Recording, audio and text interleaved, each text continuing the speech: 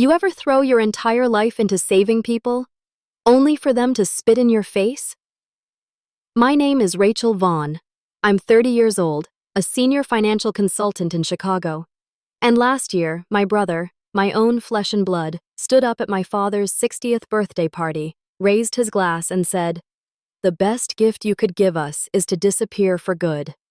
Laughter didn't follow. No, just silence. Ice-cold silence. My mom, she didn't flinch. She smirked, like she'd been waiting years for someone to say it out loud.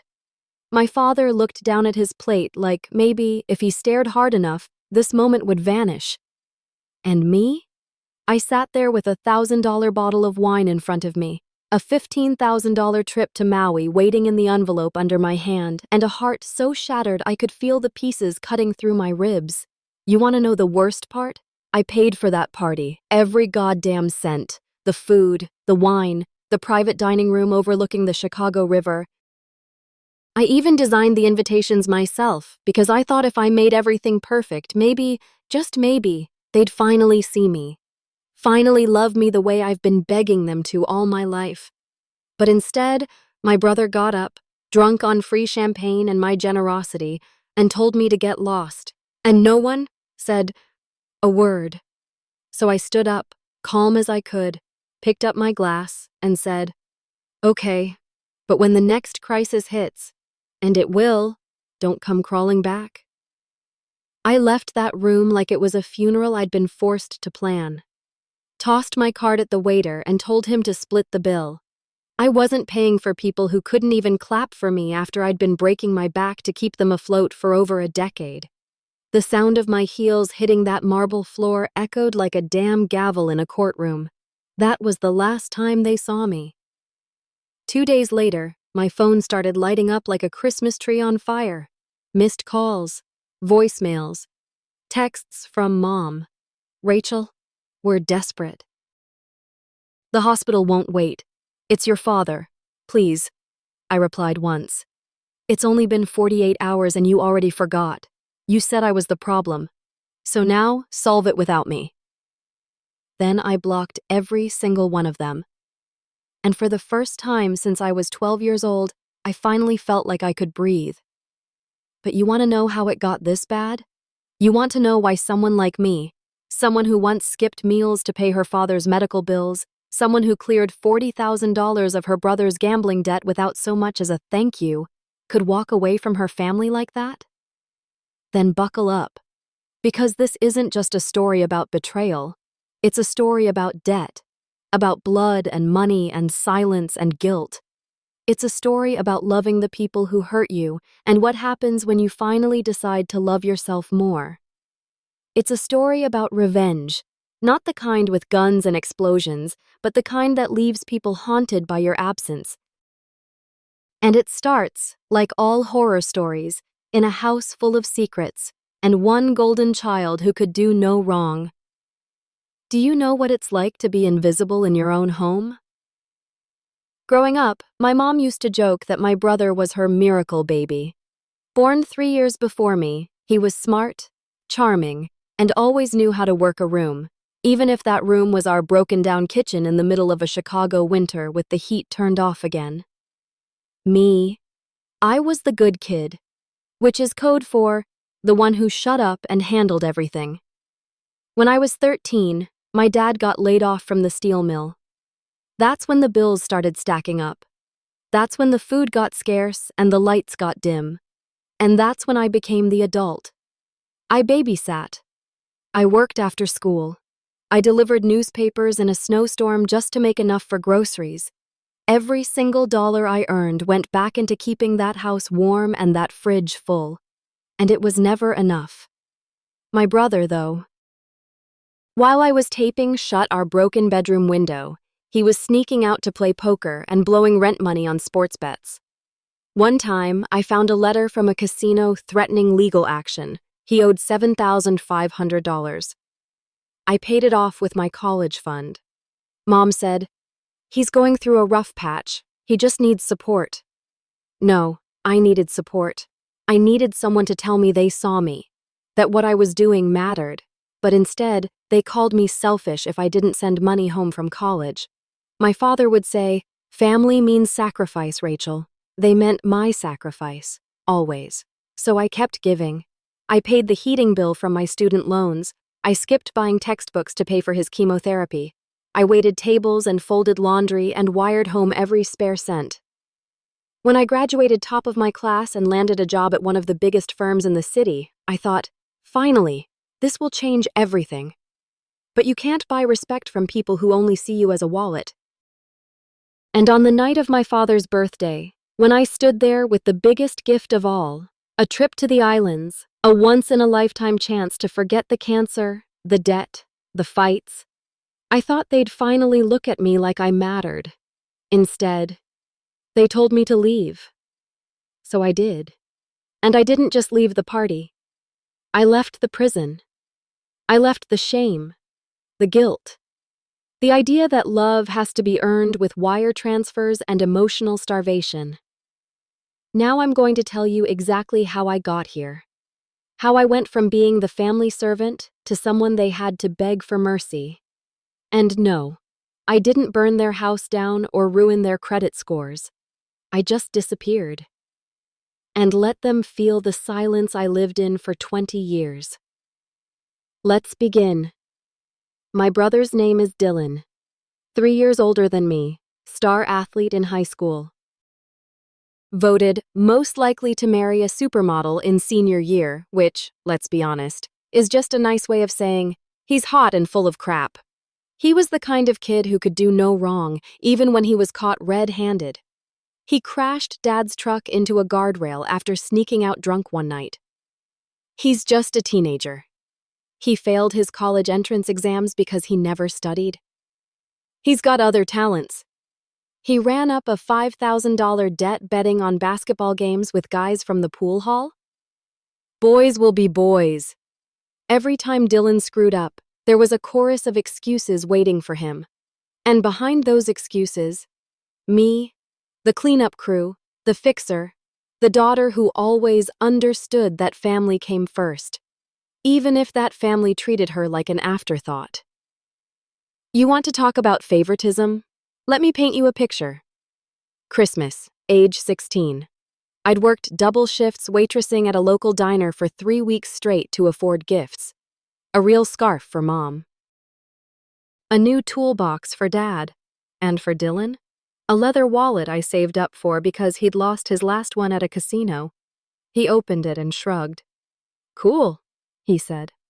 Mom practically burst into tears opening the card Dylan had thrown together 10 minutes before dinner. A scrap of paper with "Love you, Ma" scribbled on it. She looked at him like he'd just composed a symphony. Me? I sat in the corner, holding a plate of mashed potatoes like it was a shield. But this isn't just about being ignored. It's about how being invisible slowly eats away at you. Because when you're the dependable one, when you're the one who always does the right thing, people stop seeing you as a person. You're a role, a resource, a reliable background character in someone else's movie.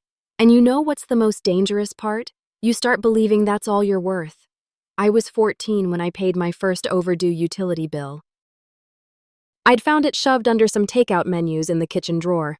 Final notice for water shut-off. I took my entire babysitting check and walked it down to City Hall on a freezing January morning. No one asked me to. No one said thank you. But if I hadn't done it, we'd have been boiling snow to wash dishes. That was the first time I learned. If something goes wrong, it's on me to fix it. It wouldn't be the last. Dylan's mistakes kept growing. Bigger bets, bigger lies. I once found a letter from a collections agency threatening legal action for a $9,000 loan he took out using fake references. Mom called it a misunderstanding. Dad said, "Don't stir things up, just help him out. It's what we do." No, Dad, it's what I do. You just sit there watching Wheel of Fortune while I work nights to pay off your son's gambling tabs. I still remember this one night during my senior year. I'd been saving up for a college application tour, something small, just enough for gas and maybe a cheap motel. Then Dylan showed up with a busted lip and a broken phone. Some guy he owed money to had sent a message. He needed $10,500. Now. Or things were going to get ugly. I drained my account. I told myself it was the last time. It wasn't. When I finally got accepted into Northwestern, I cried. Not because I was proud, but because I thought maybe, finally, this would be the thing that made them see me. But even from my dorm, hundreds of miles away, the calls kept coming. We're behind on rent. Your dad's insurance lapsed. Dylan's in a bit of a jam. My student loans became their safety net. My future became their band-aid. I told myself it was okay, that they needed me, that this is what love looks like. But it wasn't love, it was emotional blackmail. And I was too conditioned to even see it. I want to be clear, this isn't about money. Not really. This is about a house where love was transactional, where affection came with conditions, where Dylan could wreck a car and get a hug, and I could save the family from eviction and get silence. It's about the nights I cried in a campus library bathroom stall because I couldn't afford new textbooks and had to download PDFs from shady websites. It's about skipping meals to wire money home. It's about being the good one, the strong one, the one who never needed anything. So they gave me nothing. There's a memory that sticks with me like a thorn. Senior year of college, I got an internship at a Fortune 500 firm. Big deal. Huge. I called home. Mom answered. That's nice, she said. By the way, your brother's thinking about starting a business. Do you have any cash to help him get started? That was the moment it clicked. They were never going to celebrate me. They were never going to choose me. And I realized, maybe I wasn't supposed to wait for their permission to matter. Maybe I was supposed to choose myself. But even then, I didn't walk away. Not yet. Because like I said before, revenge isn't always rage and fire. Sometimes it's just a slow withdrawal, a subtle disappearance, a final answer to the question you never dared to ask. What happens if I stop helping? And one day I would stop, but not before giving them one last chance to change. A final test, one perfect, glittering opportunity for redemption. My father's 60th birthday. I would plan it, I would pay for it, and I would give them everything they ever claimed to need. One last time. Not because they deserved it, but because I needed to be sure. Because once I walked away, I wasn't coming back. I always thought the last thing I'd give my family would be a check. Turns out, it was a second chance. After years of shouldering their chaos, cleaning up Dylan's disasters, and draining myself bone dry to keep them afloat, I had one thread of hope left clinging to my ribs like a splinter. Maybe, just maybe, if I gave them something big enough, they'd finally see me. That's the thing about people like me. The overgivers, the peacekeepers, the unpaid therapists, and unofficial ATM machines. We never learn the first time, or the 10th. We need a catastrophe to wake up. So I planned one. A beautiful one. A soft, shimmering grenade disguised as love. My father's 60th birthday. I spent 3 months organizing it. I booked a private suite at the Skyline Room, one of Chicago's most expensive restaurants. Floor-to-ceiling windows, views of the lake, linen tablecloths, a custom menu tailored to my dad's favorite dishes, grilled ribeye, rosemary potatoes. That stupid bourbon bread pudding he always said reminded him of simpler times. I hired a string quartet. Ordered a cake so elaborate it had edible gold leaf. Sent out engraved invitations to all the extended family. Even paid for Aunt Liz's airfare from Tampa because it wouldn't be a party without her, Mom said. The total cost? $2,200 for the venue, $875 for the food and wine, $300 for the musicians, $150 for custom invitations, $450 for the cake, and then the crown jewel, the real gift, a 7-day, all-expense-paid trip to Maui for my parents, beachfront hotel, first-class flights, private tour guides, a couple's spa day, $16,500. I emptied my savings account to make it happen. Every cent I had been putting away for a down payment on my first home. Gone. Why? Because I thought maybe, if they saw what I was willing to give up for them, they'd finally see me. I called Mom to tell her the plans, not for permission, God no, but because I wanted her to be excited, to hear a smile in her voice. She didn't even fake it. That's a lot, Rachel, she said flatly. Are you sure you can afford that? I swallowed hard. It's covered. Pause. Well, just don't tell Dylan. He's already stressed. Let's not rub it in. Rub what in? That I was spending my life savings trying to please people who would throw me to the curb the second I said no? I bit my tongue and changed the subject. I asked if Dylan could help with decorations. Nothing major, just maybe pick up some centerpieces on his way in. She laughed. Oh, honey, he's busy with a new venture. You know he's got those meetings downtown. Meetings equals poker nights, probably with the same guys he owed money to 2 months ago. But sure, let's not bother him. A week before the party, I visited home. Dad was weaker than I'd ever seen him. Chemo had thinned him out like melted wax. His cough sounded like gravel grinding through a pipe. Still, when I showed him the Maui brochure, his eyes lit up. This is a lot, he mumbled. I waited for more, for the hug. You didn't have to, but thank you. But he just set it down and turned the TV back on. Mom was in the kitchen, scrolling through Facebook on her phone. I walked in, cleared my throat. I emailed you the menu. Want to take a look? She didn't even glance up. As long as it's not too much trouble, Rachel. You're always so extra. On my way out, Dylan texted. Need a favor, quick 4K, got a deal falling through unless I move now. I stared at the message for 5 full minutes.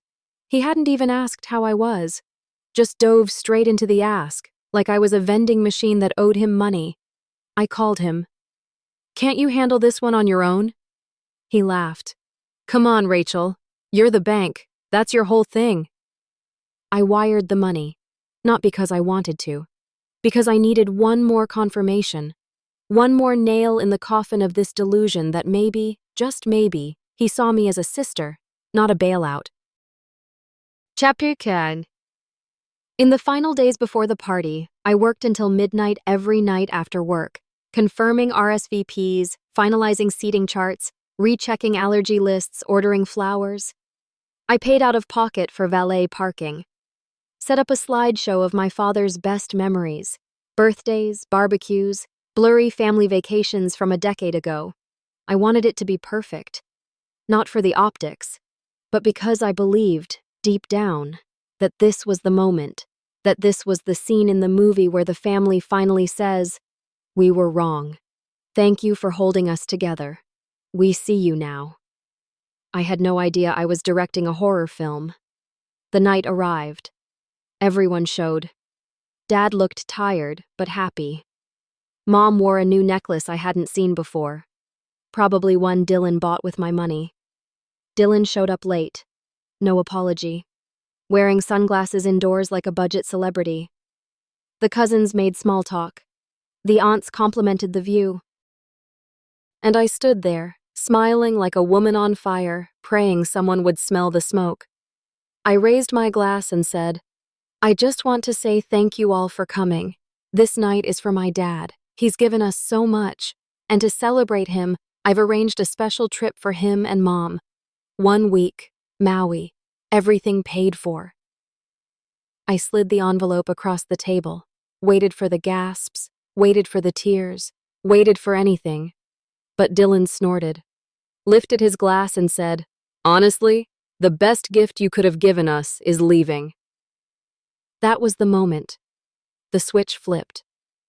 My blood turned cold, and for the first time in my entire life, I didn't feel guilt. I felt clarity. I looked him dead in the eye and said, okay, but when you need something, and you will, don't call me. I turned to Mom. That goes for you too. I pulled out my card and handed it to the waiter. Split the bill. They blinked. I turned and walked. And in that walk, heel click by heel click, I buried every dollar, every apology, every excuse I had ever given them. I didn't leave a family that night. I left a sinking ship I'd been patching alone for 15 years, 2 days. That's how long it took before the panic set in. 48 hours after I walked out of that glittering restaurant like a storm in heels, my phone started going off like a car alarm in a bad neighborhood.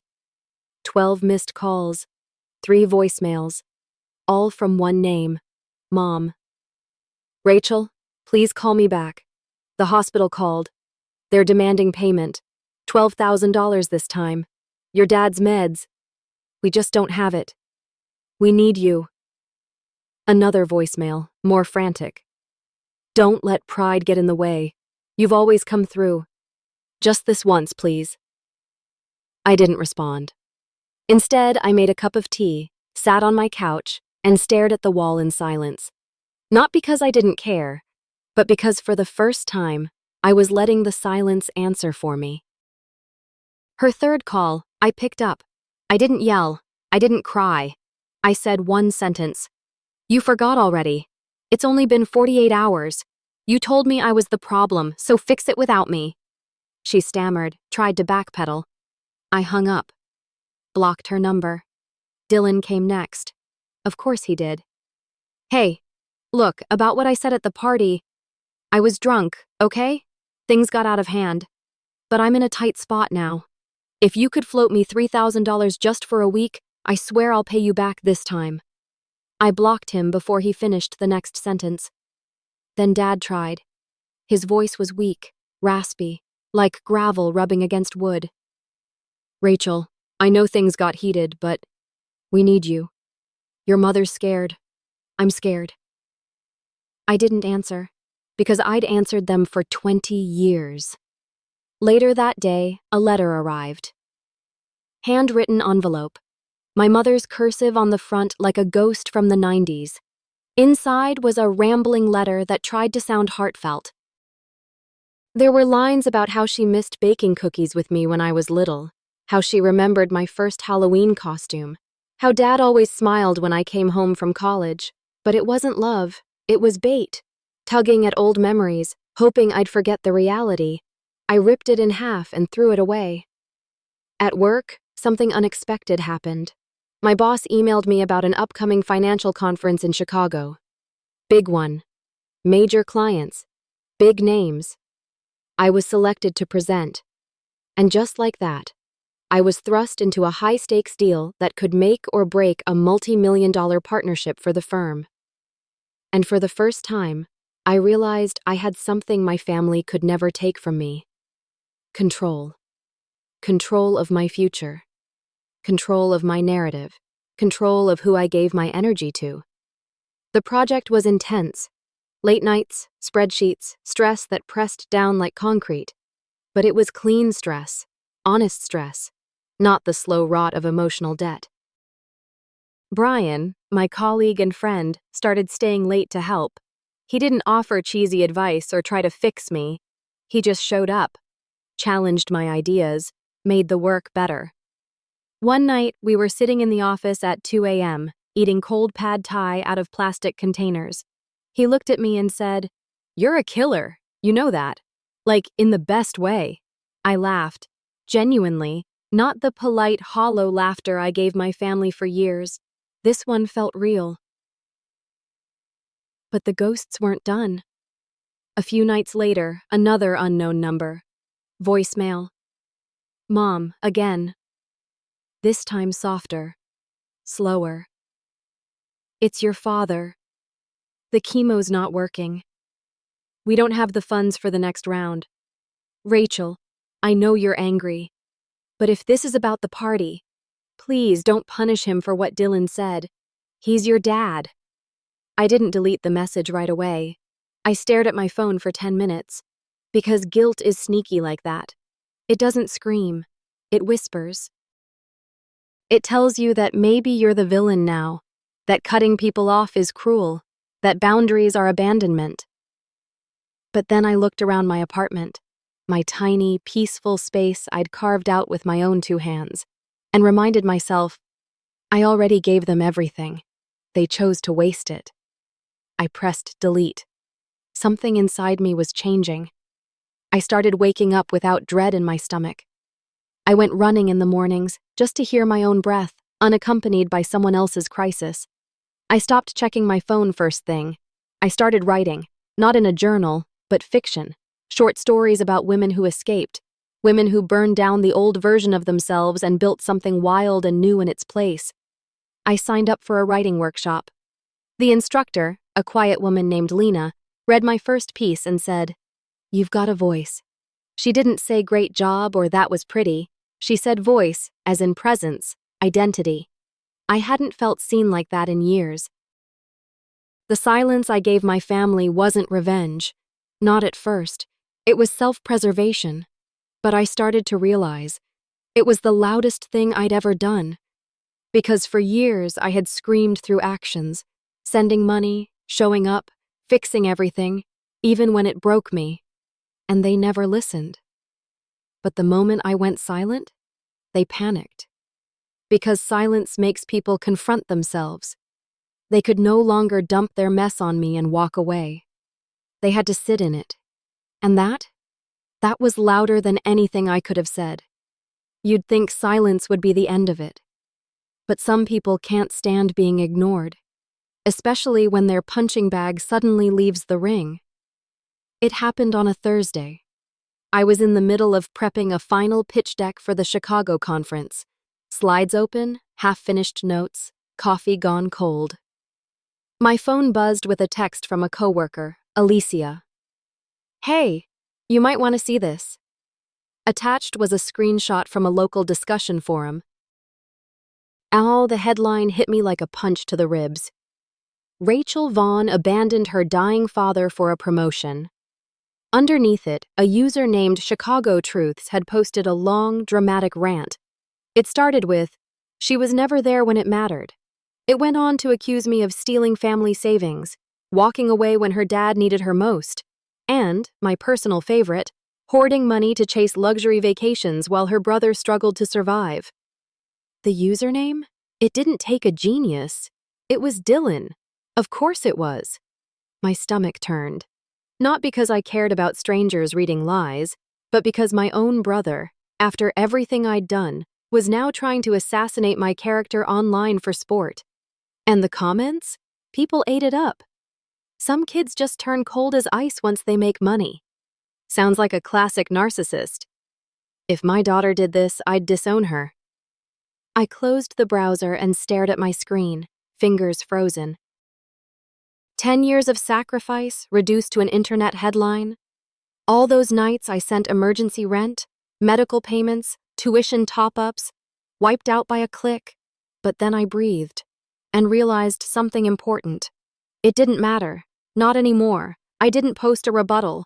I didn't write a long thread defending myself. I didn't share screenshots of bank transfers or hospital invoices. I could have. I had receipts, literal ones. Over $60,000 sent to my family in under 6 years, not including groceries, plane tickets, car repairs, and a dozen gambling bailouts. But defending myself would mean stepping back into their circus, and I'd already burned that tent down. Instead, I reported the post for harassment, blocked Dylan's account, then went back to work. A few days later, I got a call from Melissa, an old family friend, one of the only people who'd ever seen the truth of our dynamic. We met for coffee at a quiet diner on the north side. Rain tapping the windows, the smell of burnt toast in the air. She didn't waste time. Dylan got fired from the dealership, showed up late too many times. Rumor is he owes $8,000 to a bookie. I sipped my drink. And my parents? She exhaled. Not good. They're $30,000 deep in medical debt. Phone line got cut off. Creditors are calling every day. Then she paused. They're blaming you. I didn't flinch. Let them. She stirred her coffee slowly, eyes scanning my face. You don't look angry. I'm not. You don't look guilty either. Because I'm not. What I felt was freedom. Not petty satisfaction. Not schadenfreude. Just release. Like I'd finally stopped trying to bail water out of a sinking ship with a teaspoon. Melissa nodded. I think they thought you'd come back eventually. I smiled, soft but firm. Then they're going to have to think again. Work became my safe space. The client pitch I'd been building for weeks, it landed. Not just a yes. A hell yes. The firm secured a $2.1 million partnership with a major investment group, and my name was on the front page of the deal. My boss pulled me into his office, shut the door, and said, "This is team lead material." And just like that, the girl who'd spent her youth wiring every cent home had become the woman building her own empire. That month, I opened a new savings account. But this one? It wasn't for anyone else's medical bills. It was for me. A future. A home. Maybe a solo trip to Italy.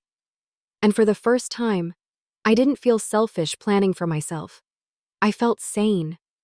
I kept going to that writing workshop. It became a haven, a space where I could bleed onto the page without judgment, where my stories didn't have to explain or justify or beg for empathy. One night, I shared a piece titled The Lifeline. It was about a girl who kept throwing ropes to drowning people, only to realize they were never trying to swim. They just wanted to pull her under with them. And the group listened quietly. When I finished, one woman whispered, "That hurt, but in a good way." That's when I knew I was onto something. I started painting again, too, something I hadn't done since high school. At first, it was just abstracts, rage and brush strokes, chaos and color. But eventually, I started drawing faces. Mine, not the one my family saw. The fixer, the enabler, the invisible backbone. But the real me, sharp lines, bold colors, green and gold and steel. And with each canvas, I felt more alive. Then one day, Brian, my coworker and unlikely anchor, texted me a link. It was Dylan again, this time on a podcast, whining about how his sister turned into some corporate robot who forgot where she came from. I didn't even listen. I just replied, "Imagine being so mediocre that the only way you get attention is by talking about someone who left you behind." He responded with the crying laugh emoji. And that was it. Done. The internet is loud. But my silence? It was louder. Because while Dylan threw tantrums in public, I was quietly rebuilding everything they'd taken from me. Career, passion, identity. And I did it without asking for applause. Because the real revenge was peace. If this story touches you, drop a number 1 in the comments. Every one reminds us that these stories matter, and it gives us the motivation to keep sharing them with you. Collapse doesn't always happen with fire and screaming. Sometimes it's slow, ugly, a quiet rot that starts in the corners and eats its way in until the whole house caves under the weight of its own denial. That's what happened to my family after I walked away. They didn't explode. They just unraveled. One thread at a time. Melissa was the one who kept me updated. Not because I asked, but because deep down, she knew I needed to hear it. Not for vengeance, for closure. She called one evening, voice tired. "They sold the house." My breath caught, just for a second. The house I grew up in, the one with the squeaky hallway, the sagging porch, the kitchen that always smelled like old coffee. Gone. Why? Medical debt. Your dad's insurance stopped covering half the treatments. They owed $30,000. I nodded, not trusting myself to speak. Where are they now? One-bedroom apartment off Lincoln. Tiny. Not enough space for your dad's equipment. He's sleeping on a pull-out couch. That image lodged itself in my brain like a stone in my throat. My dad, weak, coughing, probably watching the same game shows on a flickering TV, wedged between oxygen tanks and resentment. And Evelyn? Probably still scrolling through Facebook, waiting for someone to fix it all. Dylan? Melissa hesitated before answering. He's couch surfing. Lost his car in some investment scam. Owes another 10 grand to someone he shouldn't. Of course he does. That night, I sat at my kitchen table with a glass of wine, staring at the blank canvas on my easel. I didn't feel triumphant. I didn't gloat. But I didn't move either, because this was the moment I'd always wondered about. Would they finally see? Would they finally learn? But the more I thought about it, the more I realized I didn't care. Whether they saw it or not, whether they learned or not, wasn't my burden anymore. A week later, I got another update from Melissa. Evelyn's cleaning houses now, under the table stuff, says she's doing what she has to do. And Dylan? Lying low, still blaming everyone but himself. I sighed. Do they know you're talking to me? They don't ask. They assume you've cut us all off. That's not true, I said. You're still here. She was quiet for a moment, then softly. That's because I saw you. I always did. Work kept moving. Fast. I'd been officially promoted to team lead, managing 5 analysts, coordinating multi-million-dollar portfolios, presenting directly to clients. The money was better, the hours longer, but the respect, it was real. And the best part, no one there knew me as the reliable daughter or the one who pays everyone's bills. I was just Rachel, smart, strategic, sharp, whole. I started saving aggressively, not for someone else's mortgage, but for mine. I opened a travel fund. Paris, maybe Amsterdam. I got a new apartment, small but filled with light. White walls, clean space. My paintings hung in proud defiance of the clutter I grew up in. I didn't buy a TV. Silence felt like luxury now. One night, at an art show hosted by my community studio, I displayed a new piece, a self-portrait, painted in rich emerald and deep indigo. Hard lines, a fierce stare, a jaw set in quiet defiance. It sold for $200, not a fortune.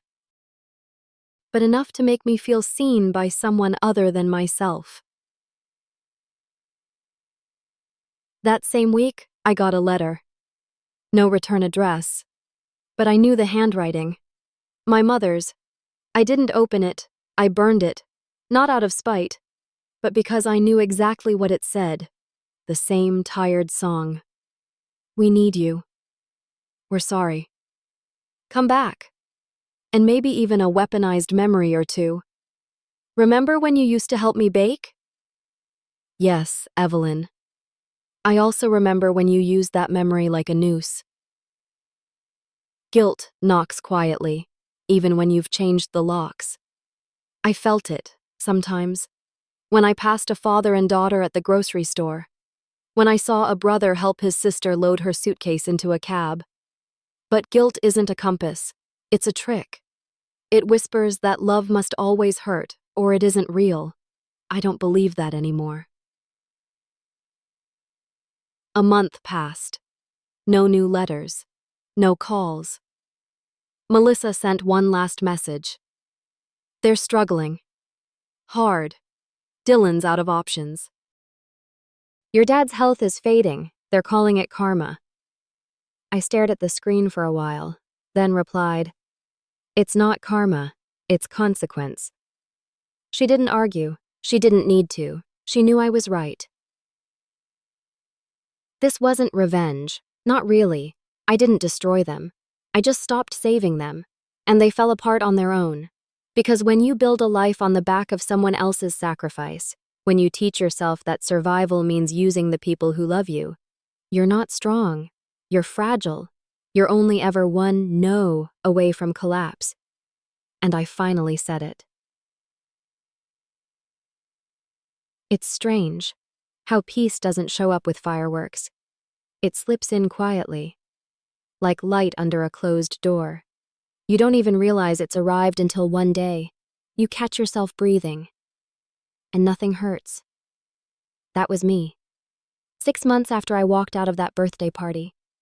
3 months after they sold the house. And just a few weeks after I'd officially decided to stop checking my voicemail altogether. My life, for once, was mine. My mornings started with black coffee and soft jazz. I went running along Lake Michigan before sunrise, the skyline wrapped in gold, my lungs burning with effort that belonged to me. No phone calls, no panicked, "We need you." Just silence, and the rhythm of my own feet. At work, things kept climbing. I was now managing multiple client portfolios, high-profile accounts, high-pressure deals. But unlike before, the pressure didn't feel like drowning. It felt like purpose. People listened when I spoke. Clients shook my hand with respect. And when I got my first 6-figure bonus, I didn't tell a soul, because it wasn't about showing off. It was about not needing validation anymore. Brian remained my steady anchor. We weren't dating, not exactly, but he was there, always. Late-night takeout when my eyes were red from too many spreadsheets. A quiet seat beside me at my art show. He never asked about my family, never poked the wound. He just made space and reminded me, through small things, that I wasn't broken, just rebuilding. Speaking of art, I'd leaned in, hard, signed up for weekend workshops, painted until 2 a.m. on Fridays with wine and Nina Simone in the background. I started with abstracts, then moved to portraits, and finally, pieces that told stories without words. One of them, titled "The Room I Left," was a dark hallway with a single door open at the end. People said it felt haunting. I told them it felt like home. I displayed it at the community gallery's winter show. A stranger bought it for $300. Cash. She looked me in the eyes and said, "It feels like escape, but not running, more like liberation." She got it. She didn't need the backstory. She felt the weight and the release. Not long after, I sold another painting, then another. I wasn't trying to be an artist full-time. But I'd found something better than a job. A language. A way to speak what I'd spent years suppressing. All the thank yous I never got. All the guilt I swallowed. All the no's I never said. They lived on canvas now. Bold, loud, unapologetic. Then came the invitation. The Chicago Emerging Creators Showcase, a regional art event, hundreds of submissions, dozens of curators, galleries from out of state. I wasn't expecting anything, but I got the email. "Congratulations, you've been selected." I stared at the screen, blinking, then read it again, and again. Not because I doubted the words, but because I finally believed I deserved them.